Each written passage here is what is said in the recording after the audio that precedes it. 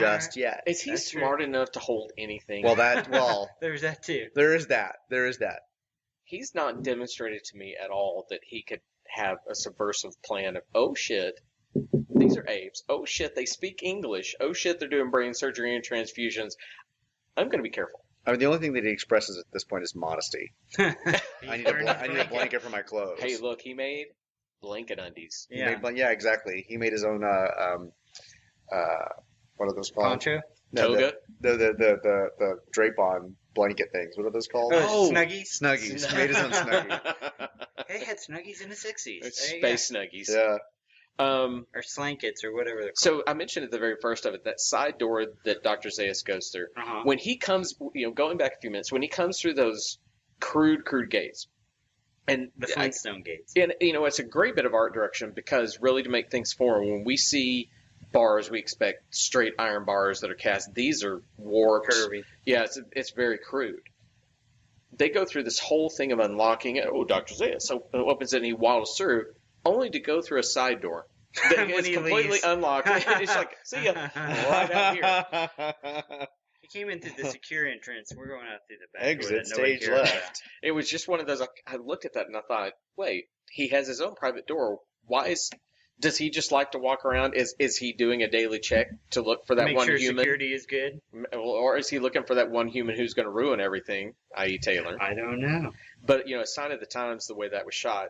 Have you noticed how everything is very flat lit? Oh, It is essentially on a studio stage. Yeah. There's no contour. There's no depth. There's no sense of shadows. The the people in the back that are working on another human. Yes, completely exposed. I mean, if that were modern, the sugar cube and the corn cob human would be in shadow and only would come forward when we need him for that moment, and they would recess back to the shadow again. You look again. at the new Planet of the Apes. Is it Rise? Is Rise the first of the new ones? Conquest? I haven't seen the new ones. I'm actually jumping ahead to the modern. I'm trying to think. Rise, Dawn. I think it's Rise is first. The one when Caesar's the one that really, if you watch this movie and you watch that one, they did a fantastic job of finding ways to allude to this, because even Caesar gets put in cages like Taylor does. It's the flip side of it. But looking at that lighting, it's essentially the same scene. Monkeys in a bunch of cages, and there's contours to the lighting. There are pools of light and there are pools of shadow. This has nothing. It looks like a set. It looks like a set that's brightly lit. And again, it's not to put it down, but it was very much the times. War for the Planet of the Apes. It was the first one. War's not the first one. Oh, are you talking about the first one? Sorry, I thought you were talking about the third one. So, right, that'd be Rise. Sorry. Okay, thank you. I was about to say, they started with War? Well, you have to get there at some point, so. Yeah.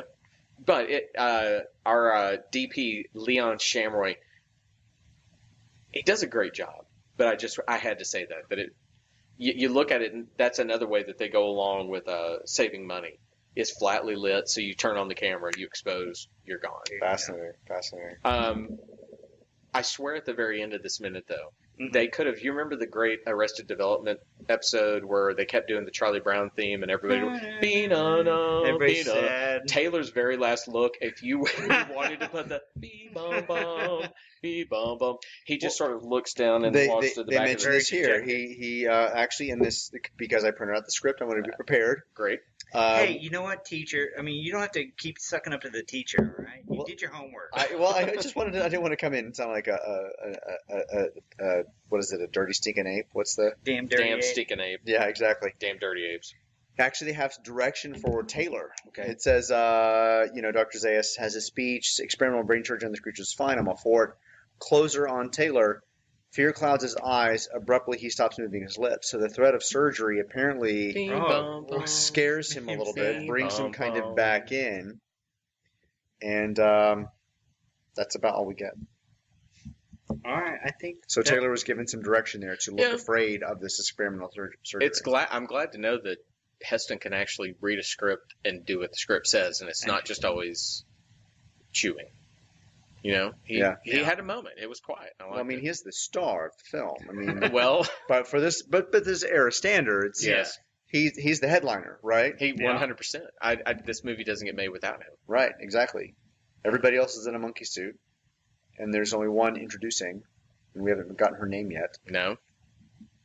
That's That was true. the No, we opening have credits. not. I'm Introducing. shaking my head now. Is she an introducing? She was an introducing. Oh, really? Well, Yeah. she was also married to one of the studio heads, which is why she Is gets that what it was? she gets the It's introduction. at the beginning of the movie, and introducing so and so. I forgot what. Her Wait, real Linda name is. Harrison.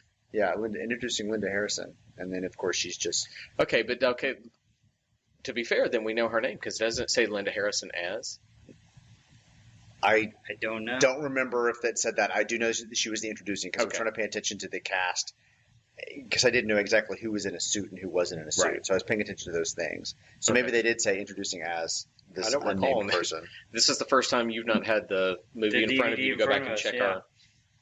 That's all I've got for the minute. Me you too. guys got anything else? I think we've kind of broke that down. Pretty No, good. it's I think it's one of our biggest speeches we've had so far, kind Absolutely. of setting up the stage for what's happening politically in this ape society. So, last time we talked about how film is supposed to be broken down. There's also a thing in that breakdown that's called the pinch, and then the pinch 1, pinch 2, and they're the questions of the story. And pinch 2, which is 30 minutes from that point, answers or at least changes the conversation. So I'm wondering if this is roughly the 45-minute mark. Right. I'm wondering if Zaius's marks here are the question of it. What is man? Is he just this? Once again, proving the fact that you can't. If this bears out that at 75 minutes in we address that question in some way, that idea that you're doing things at certain I think intervals, I know what happens in 75 minutes then. it's very possible. Yeah, I think so. I don't know what happens at 75 minutes.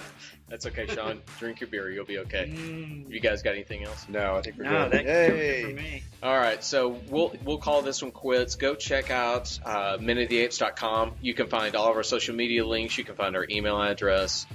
But we'll wrap this one. Say thank you for listening. I'm Todd. I'm Sean. I'm Richard. We'll talk to you guys tomorrow.